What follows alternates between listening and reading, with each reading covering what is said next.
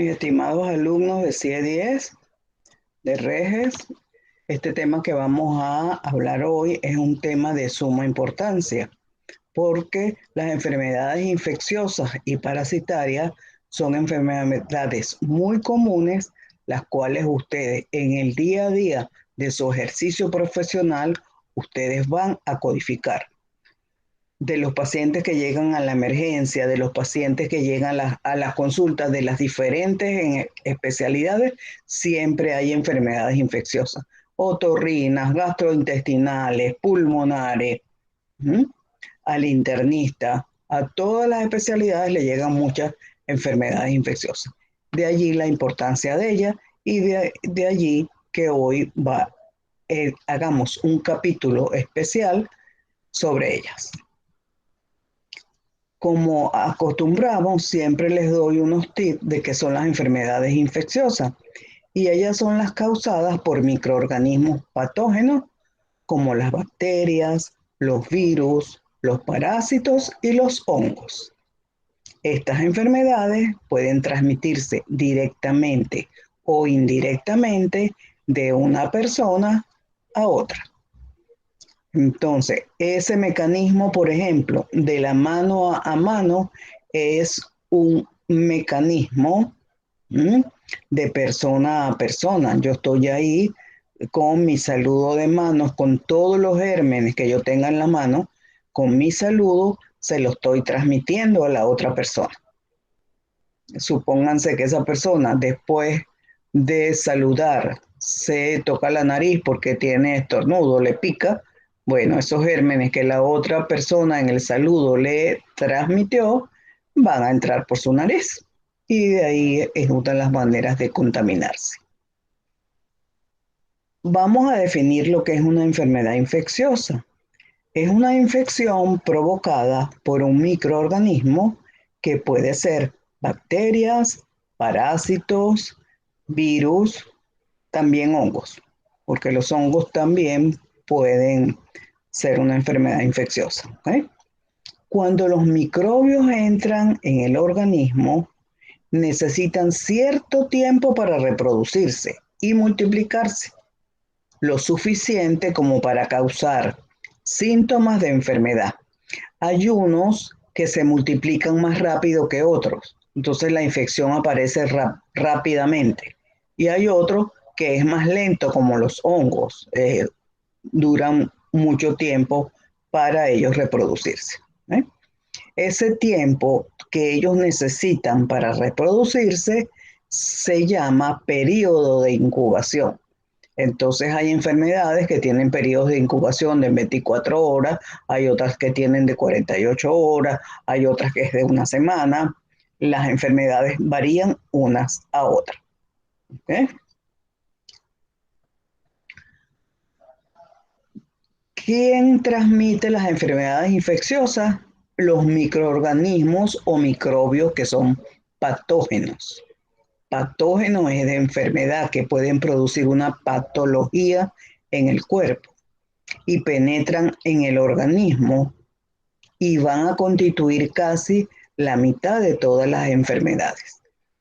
Entonces, por lo cual, es lo que les dije al principio, en la emergencia y en las diferentes especialidades va a ser una enfermedad muy común. Hasta en el odontólogo, cuando vamos al odontólogo, a veces las encías están inflamadas por un proceso infeccioso. Una muela o un diente que tiene una carie, la carie es por una infección. Ahí hay un microbio que está dañando esa pieza dental. De las bacterias van a existir diferentes tipos. Van a existir unas bacterias que son alargadas, otras bacterias que son redondeadas, que se llaman cocos, y hay otras que parecen un gusano y que tienen en sus extremos unos flagelos. Y ellas van a contaminar diferentes partes del cuerpo. Las bacterias en la clasificación celular son unicelulares. ¿Okay? Por ejemplo, nosotros los humanos no somos unicelulares. ¿Okay? somos pluricelulares, pero una bacteria, ella solita puede causar un daño. Ella es una sola célula, una bacteria. ¿Eh? Es una célula que se llama del tipo procariota, es simple, es primitiva, es pequeña, ¿vale? De tal manera que ella se ve al microscopio. A simple vista nosotros no podemos ver la bacteria, por eso es que nos contaminamos, no la estamos viendo, nuestra vista no la ve. ¿Qué caracteriza a este tipo de célula eucariota que es la bacteria? Que su material en su citoplasma está disperso. En cambio, en nosotros, en los seres humanos, nuestro material no está disperso, está en el medio, en un núcleo. Esa es la diferencia entre las células que componen nuestro organismo y la célula de una bacteria. Ellos tienen su material genético del núcleo disperso, no hay núcleo, está disperso en todas las células, en cambio el de nosotros está condensado. Nosotros en nuestro núcleo tenemos nuestro ADN y nuestro ARN. Existen muchísimas bacterias diferentes, ¿ok? Y de muchas formas posibles. Esas que ven que se llaman cocos se alojan bastante en la garganta, bien sea esas que hay dobles, que están ahí en morado, esas se llaman cocos cuando son únicos y cuando son dobles se llaman diplococos. Di de terminología médica, acuérdense que es dos. Y estreptococos cuando están en cadena, que son esas cadenas azulitas. Luego va a haber esa de la derecha que tiene muchos flagelos. Hay unos parecidos que no tiene tantos flagelos como ese, pero es el de Helicobacter pylori, que es parecido a ese y se aloja en el estómago. El Helicobacter pylori infecta el estómago y si dura en el estómago más de 20 años, causa cáncer de estómago. ¿Okay? Por eso anualmente debe hacerse un estudio en sangre o en heces para ver si uno tiene Helicobacter pylori. Esa es una de las medidas de prevención de cáncer de estómago. Y el que está abajo, que es el vibrio, ese es el del cólera. El cólera tiene esa forma que parece un bastoncito. Es muy lindo, pero es muy terrible el cólera. ¿Ves? Eh, las bacterias en muchos casos van a producir daños directos al organismo humano. Otras veces la enfermedad se debe a que se producen sustancias venenosas dentro del alimento. Por ejemplo, las llamadas toxinas. Una mayonesa puede tener una toxina si se ha contaminado. Entonces, si nosotros nos comemos esa mayonesa que está dañada y hay una toxina, nos da lo que se llama una intoxicación alimentaria. Por eso es que nosotros debemos cuidar bien la higiene y la conservación de los alimentos. Los huevos por fuera pueden tener salmonela, por eso los huevos deben lavarse antes de usarlos, ¿ok? Por si acaso hay una salmonela por allí. Otro punto es que no hay que asustarse en general con todas las bacterias, porque aunque no lo crean, no todos los microorganismos son patógenos. Hay unos que no son perjudiciales e incluso benefician al ser humano.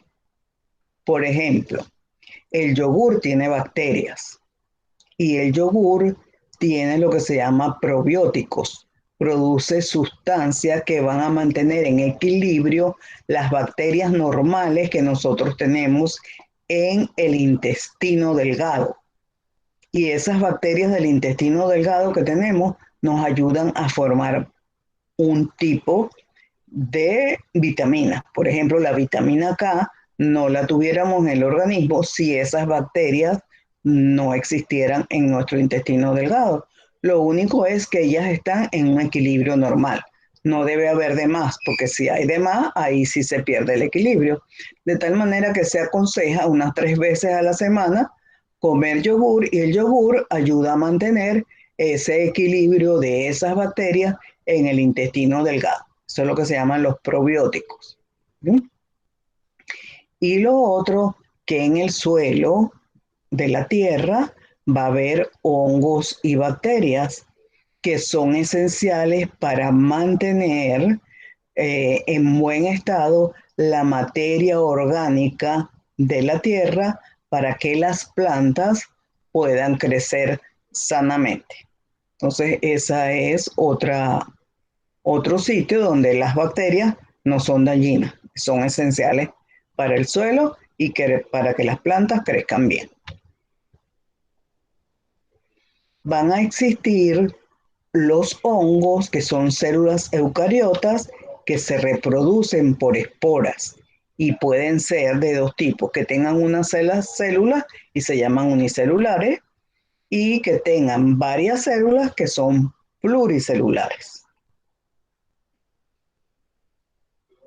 Los hongos, cuando producen enfermedades, la enfermedad se llama micosis y puede haber la de los pies, que hay tiña, se produce entre los dedos, se llama pie de atleta, un término común, porque los atletas con la humedad tienen mucho tiempo la media mojada, sudan, juegan 6 horas.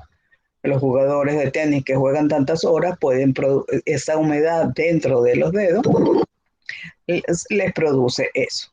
Luego está la tiña del cuerpo y después la tiña de la cabeza, que da esas lesiones blanquecinas. Se pierde una parte del cabello, da esas lesiones redondeadas. Todo eso con tratamiento va a ceder.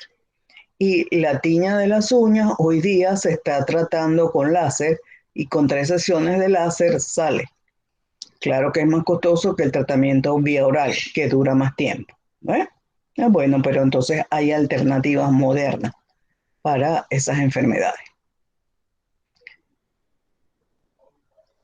Tenemos también a los protozoos. Los protozoos son parásitos. Son también células eucariotas que no producen esporas.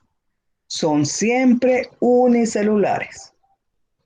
Solo algunos son perjudiciales para el ser humano, provocando enfermedades. La mayoría vive en aguas y ambientes húmedos sin causarnos daño. Por ejemplo, las algas viven en ambientes húmedos y no nos causan daño. Pero hay otros protozoos, como esos de la izquierda, ese que ven marroncito arriba, chocolate, esa es una amiba. La amiba va a estar en el agua, no tratada o agua contaminada con heces fecales.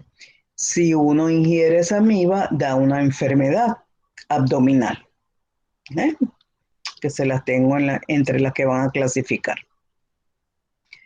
Los virus no están formados por células. Se considera en biología que los virus no son exactamente seres vivos, ya que ellos no se nutren ni se relacionan. Ellos solamente se reproducen, pero para reproducirse ellos necesitan meterse en el interior de una célula de un ser vivo. Así es como ellos pueden sobrevivir. Por eso se le dice que son parásitos obligados. El virus B y C de la hepatitis se mete dentro del hepatocito, dentro de la célula hepática, para él poder sobrevivir ahí años y años. Lo mismo hace el virus del HIV, se mete dentro de la célula del cuerpo para él sobrevivir allí. ¿Okay? Cuando hablamos del cólera, y esta es una de las que van a codificar, aquí empezamos de la codificación, es una enfermedad diarreica secretoria producida por el vibrio cólera, que puede ser mortal sin un adecuado tratamiento. El tratamiento, que hay que hidratar rapidísimo al paciente, porque lo que lo mata la deshidratación. Tiene una tasa de mortalidad muy alta, porque en media hora él puede deshidratarse completamente. Pero si se actúa rápidamente con un tratamiento eficaz, la mortalidad baja al 1% solamente. Y de cuando en cuando hay crisis de cólera. Empiezan ustedes a codificar cólera, empiezan generalmente en el África. Y bueno, hay que cuidarse. Esto hay que cuidar el agua porque se contamina por el agua. Existen portadores crónicos de cólera, sin embargo, eliminan el vibrión de un modo intermitente, que van de meses a años. Ellos no todo el tiempo están eliminando el vibrión colérico por las heces. Entonces, por eso es que hay que evacuar en todo el mundo debería tener un sitio adecuado para descargar las heces fecales, pero el mundo, la mitad del mundo, no tiene esa dicha. ¿eh? Entonces, ¿eso qué hace? Que el agua se puede contaminar, el agua de los ríos, y después las mamás van y toman agua de ese río para preparar los alimentos, y ahí viene el periodo de contaminación. Si la mamá esa agua la hierve bien a la temperatura adecuada, después que hierva se deja 10 minutos burbujeando, allí se mata el virus, la bacteria, el cólera. ¿ven? El agua contaminada durante su manipulación o por inadecuada limpieza de las manos, si estamos cocinando y no nos lavamos bien las manos y yo soy un portador de cólera, yo puedo contaminar. Los mariscos y cangrejos crudos mal cocidos, si han estado en un sitio o han sido lavados con agua que haya contaminado de cólera, también tienen el riesgo de contaminar. Por eso es mejor comerse las cosas bien cocidas, igual que el pescado, bien cocido es lo mejor. La supervivencia del cólera es de 5 días en promedio. Puede resistir hasta 15 días en el agua.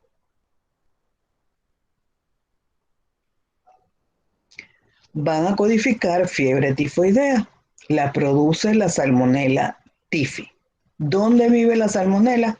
Vive en el agua, en los alimentos contaminados. ¿Cómo se contaminan? Porque las heces fecales contaminan el agua y viene ese ciclo. ¿Ok? Entonces, ¿qué hace? Si yo estoy contaminado, voy al baño, me medio lavo las manos y manipulo alimento. Ese alimento yo lo puedo contaminar porque tengo fiebre tifoidea en mis manos que no están bien lavadas. Esa es la Salmonella typhi.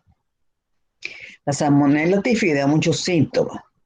Son síntomas muy desagradables, la gente se siente muy mal. Le da fiebre, mucho dolor de cabeza, diarrea, pierde el apetito, le dan unas manchas rosadas en la piel, hay mucho dolor abdominal, ¿sí? Y náusea. Entonces es muy, muy llamativa la enfermedad, da muchos síntomas. La otra a codificar es la infección debida a Escherichia coli enteropatógena. La Escherichia coli es una bacteria donde se encuentra ella en el intestino del hombre, pero los animales también la tienen. Entonces, ¿ella qué es? Es capaz de producir una toxina y esa toxina que produce la Escherichia coli actúa como un veneno. Logra afectar a todo cualquier tipo de población y donde más se afectan son los niños y los ancianos. Entonces las edades extremas de la vida son los que más le afectan y los que más daño les hace. ¿Cómo consumo yo la Escherichia coli? A través de los alimentos y aguas contaminadas, carnes y leches de animales rumiantes contaminados con la Escherichia coli. La disentería amibiana aguda es otra de las enfermedades que producen diarrea. esa que ven allí, que se ve bella, que se ve como una plastilina azul, es muy linda, pero esa amiba produce muchos síntomas. Uno de sus síntomas es una diarrea muy profusa y muchas veces con sangre. ¿Ok?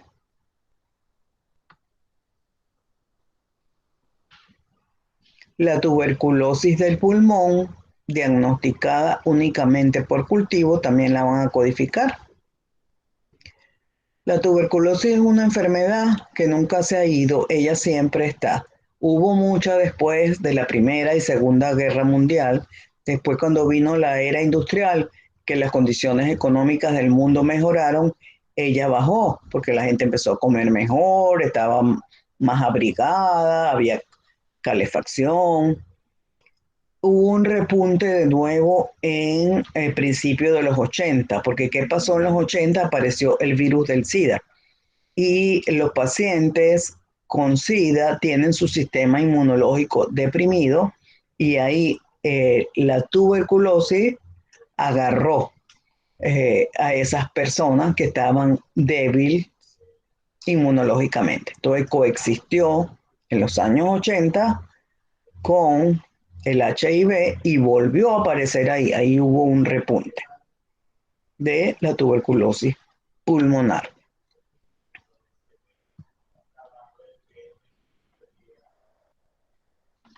¿Y qué pasó en esa época?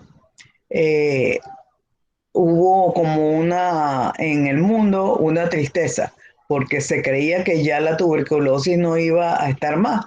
Desapareció o disminuyó mucho en la era pues industrial, y creíamos que no había más, pero no, volvió cuando la gente con el SIDA tenía su sistema inmunológico disminuido. Entonces, por eso dice ahí, presenta un sombrío inicio para este nuevo ciclo, porque así empezó con una dupla que fue muy fuerte al momento. La difteria es otra enfermedad que es transmisible, que infecta las vías respiratorias superiores y la piel. ¿Quién es el reservorio conocido hasta ahora? El hombre. Se disemina principalmente por contacto directo con secreciones respiratorias o con exudado de lesiones en piel infectadas. También son portadores los animales, los fomites y la leche. Los fomites son donde la gente vomita, lo que toca, los papeles donde estornuda, con ese tipo de cosas es lo que se llama fomites, porque eso está contaminado. Entre los síntomas más comunes de la difteria están el dolor de garganta, que es odinofagia, las náuseas, vómitos y cefalgia, que es dolor de cabeza. El signo más común es el alza térmica y los ganglios que son moderadamente hipersensibles. Los ganglios que uno se toca en el cuello, a veces debajo de la boca, se pueden palpar, ¿ok? Y duelen. La gente se toca allí y le duele. ¿Cómo vino la profilaxis para la difteria? Con la antitoxina diftérica, preventiva y transmuscular. De tal manera que durante muchos años, en los últimos 25 años, la difteria en el mundo disminuyó. Quizás en los próximos 2 o 3 años, como las madres por el miedo a salir a la calle en el periodo COVID no vacunaron a los niños, quizás en los próximos años pueda haber un repunte de difteria, pero ya se empezó de nuevo la vacunación. Esperemos que eso no suceda, ¿verdad? Porque esta está entre el esquema de vacunación. Todo lo que han hecho nuestras madres y nuestros pediatras, que desde hace muchos años, cuando estábamos pequeños, estaban pendientes de vacunarnos de la polio, de la tuberculosis, de la difteria, la triple parotiditis, que es la triple viral, rubiola. ¿m? Todas esas cosas ha hecho que nosotros lleguemos a adultos. Por ejemplo, sin polio, que no estemos todos cojeando. ¿Mm? Entonces, por eso cuando yo veo los movimientos antivacunas en el mundo, que ya tienen muchos años y en este periodo agarraron más fuerza, considero que eso está mal hecho.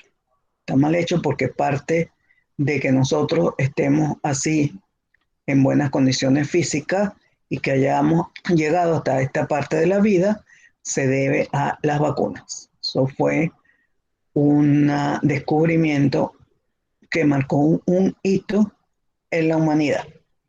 Un hito igual como los antibióticos con Pasteur. Son hitos importantes, cosas únicas. Lo otro a codificar es el dengue clásico. El dengue clásico, ya saben que en determinadas épocas del año, cuando se empoza el agua limpia, empieza a crecer este zancudito patas blancas, que es el que nos transmite el dengue, que es el dengue clásico. ¿Okay? Van a codificar herpes zóster. El herpes es un virus, ¿okay? Y allí esas burbujas que están viendo en la piel es una de las manifestaciones que él tiene. Y una de las manifestaciones más comunes son esas en el tórax, que van a seguir la línea de los nervios intercostales. Aparece más en la edad avanzada, en las personas con inmunosupresión, en las personas con neoplasia, en las personas con SIDA, cuando hay traumatismos locales, que hay tratamientos locales con radioterapia, quimioterapia, cuando estoy tratando con esteroides o una tuberculosis. ¿Eh? A veces la gente, ¿cómo le empieza eso? Que siente un dolor, pero todavía no tiene las burbujitas esas que se llenan de agua. Y, ay, ¿qué dolor será esto? ¿Que me golpeé o no me golpeé? Pero después le aparecen las burbujas y bueno, ya se hace el diagnóstico del herpes zóster. El 56% aparece allí a nivel torácico. También aparece a nivel lumbar, cervical, a nivel del ojo y a nivel sacro. Van a codificar hepatitis aguda tipo B. ¿Cómo se transmite la hepatitis aguda tipo B? Por jeringas contaminadas, contacto personal, contacto sexual y partos. De tal manera, cuando usted tenga una pareja nueva, usted debe tener las relaciones con preservativos, no solo por la B, sino por el HIV también. El HIV tiene un periodo de ventana. Entonces, ustedes durante se hacen el examen antes y están 3 meses sus relaciones con preservativo. A los 3 meses se hace un nuevo examen de HIV. Si les sale negativo, se ve que si es verdad que no lo tienen y ya pueden continuar sin preservativo su relación. Pero hay que cuidar todas esas partes. Entonces, hepatitis aguda tipo B también es por transmisión sexual.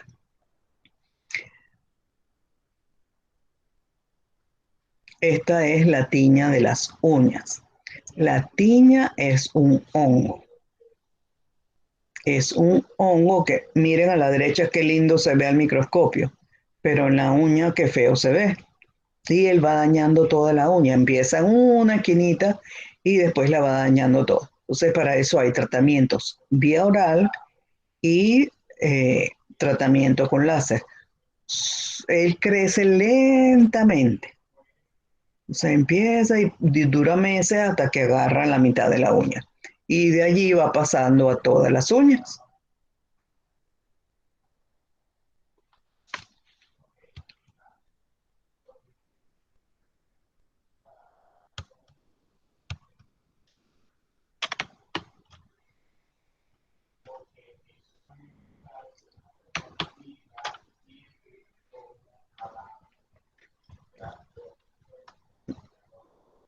Entonces, queridos alumnos, con esto, con esto quiero que empiecen a codificar y ahonden un poco más en lo que son las enfermedades infecciosas, que son un mundo muy importante, muy interesante y que va a ser el día a día en su trabajo.